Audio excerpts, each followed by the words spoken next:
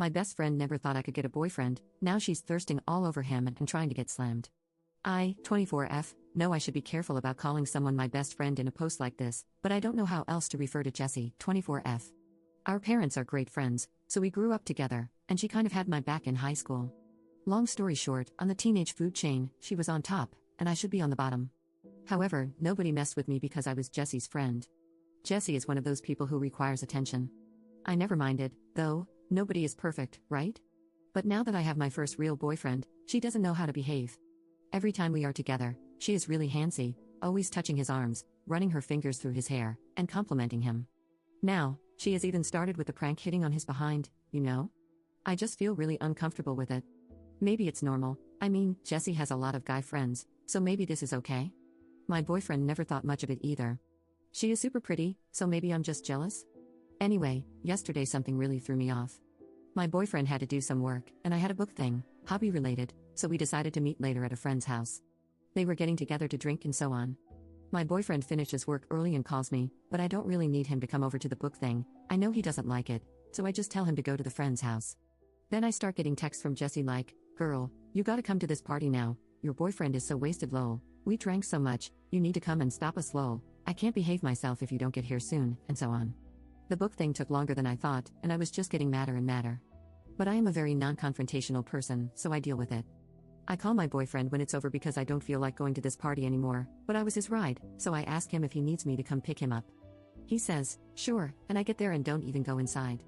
I am ready to release the hounds of hell on him, but he gets in my car, and he is stone cold sober. I ask him if he was drinking and then show him Jessie's texts. He gets super upset and says she was lying, he wasn't even hanging out directly with her but catching up with a friend who just came back to town. He says I should have texted him, letting him know what she was saying so he could confront her about it, since you don't ever seem to be able to give that girl some boundaries, his words. Now I am thinking maybe I should talk to Jessie? But maybe she was just tipsy and annoying me because she wanted me there. I don't know, I mean, this girl was really nice to me growing up when she could have been a B-word.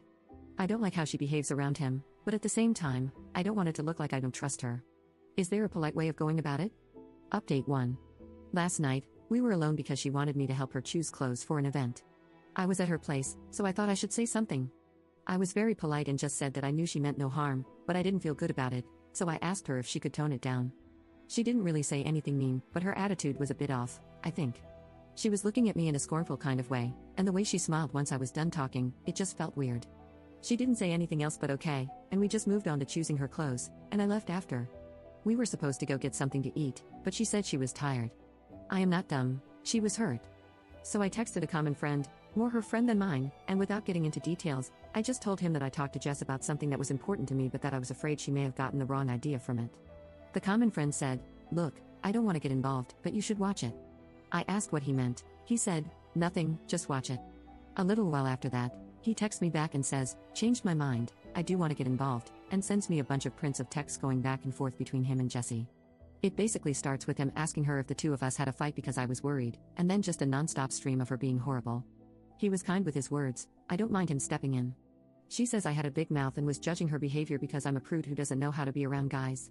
She claims she taught me everything I know about having a life and how dare I tell her what she can or cannot do, or how I should thank her for even having a boyfriend at all.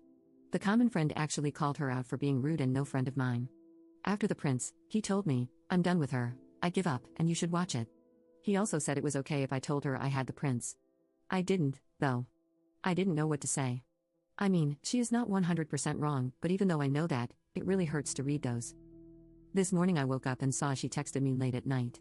She says she knows Pete sent me the prince and she didn't mean to be rude, but it's ridiculous that I am jealous of her because if she wanted my boyfriend, she could just have him. She even said, you want me to prove it? She ends it with kisses and a joke. So I don't know if she was being playful, apologizing, threatening, or being pragmatic. I haven't answered her yet. I don't know what to say. Should I even say something? Or should I just let it go? Update 2. Turns out she already went after him. I was stupid. My boyfriend is already doing it with her. A friend convinced some other friends to send me prints of texts between themselves and either my boyfriend or Jessie, and they are pretty clear. I confronted my boyfriend, he looked lost, said he loves me, and it wasn't anything serious. He says Jessie kept throwing herself at him, teasing him, and he said he didn't like her. He said he just did it with her to see if she would move on and leave him alone, and that it only happened a couple of times. He says he won't do it anymore, he doesn't even like her, he loves me, asking me to please forgive him. From the text, once I finally made it through them all, I think that Jessie went to the party, where my boyfriend and I met, because she wanted to hook up with him. She had it bad for him, but he didn't feel the same way. She was trying to get him to break up with me, and then to get me to break up with him, and it worked. As of yesterday, he is a single man. In some of those texts, they are talking about some of the hookups. I feel sick to my stomach. I blocked him because he was still trying to get in touch, and I ghosted her, but she just sent me a message saying she just heard what happened and, you know, this was probably for the best, right? I just feel like screaming. Update 3. I said I'd come back if anything relevant happened. My ex-boyfriend kept trying to get in touch through common friends. They kept asking me to unblock him and at least hear him out because he was really sorry. He loved me, he was a mess, and he didn't mean to. Someone even went as far as to ask me if I was really sure it happened. They offered to send me prints of texts where he was talking about me, so I'd see how he always had great things to say and how much he cared, but I've had it with the print screen drama for life and said no. To the ones who insisted, I told them I wasn't unblocking him, had nothing to say or hear, and if they kept pushing me, I'd block them too. I ran into my ex-boyfriend at this book thing I often go to. Maybe I'm being presumptuous, but I think he went there for me. He didn't really have any business there, but I'm just speculating really. He asked if I had a few minutes for coffee, and I said I was late, so he walked me to my car. He looked so good and smelled great. He was so sweet, even wearing his hair the way I like it. I feel horrible because even after everything, I still like him. He apologized some more, said he knew I needed time and space, but asked if I'd consider giving him another chance because he would wait for me. He said he would never talk to Jessie again and would act like they had restraining orders against each other, and I just found it really funny how everything he was saying required me trusting him, which I don't. So I told him I wasn't interested anymore, and he should move on. I wish I said something snappier or wittier, but I had nothing. This was Saturday, and I haven't heard from him or friends since. I think that was that. Jessie also kept trying to talk to me. Like I told some of you in comments, I had a trip coming up. It would have been me, Jessie, my ex-boyfriend, and a few other friends.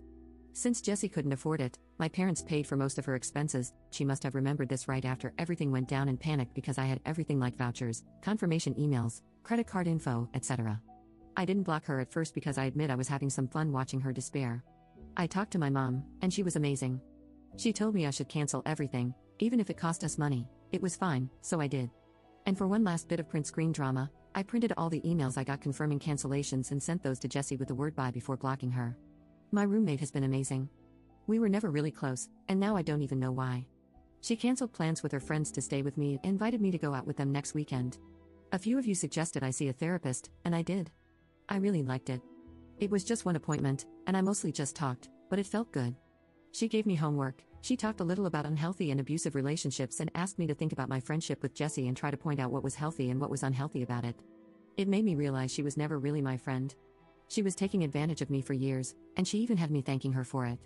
The therapist also told me about this saying, and I think it was called the narcissist's prayer, which goes something like, "That didn't happen. If it did, it wasn't my fault. If it was, I didn't mean it. And if I did, then you deserved it," which is totally how Jessie is handling this entire thing now, so good riddance indeed.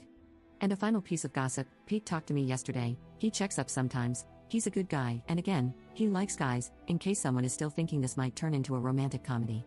He said Jessie was super sure that since I broke things off, she and Dean would hook up right away, but apparently, he doesn't have the same plans, and that freaked her out over the weekend.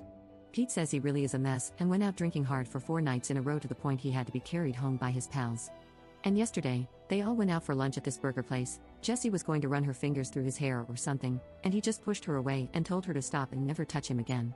Great that now he manages to do that, huh? I guess, in the end, he really did like me in his sick way. The thing is, I don't want to be with someone who likes me in a sick way. I want to be with someone who likes me in a healthy way, and I think I deserve that.